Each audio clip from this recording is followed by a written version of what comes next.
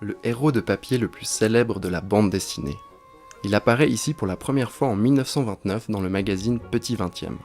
90 ans plus tard, Tintin surfe encore fringant avec 250 millions d'exemplaires vendus dans le monde et 24 albums traduits dans plus de 80 langues.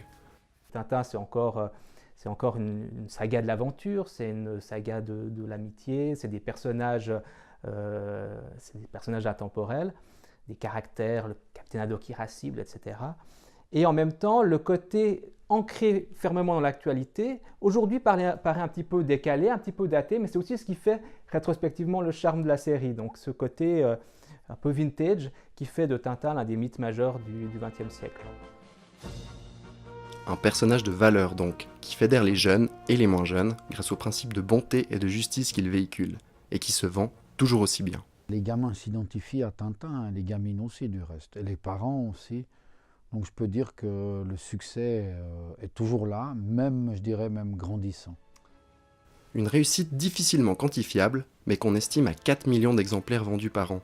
Au-delà de l'aspect financier, l'œuvre d'Hergé aura inspiré bon nombre de dessinateurs et permis à la BD de s'émanciper.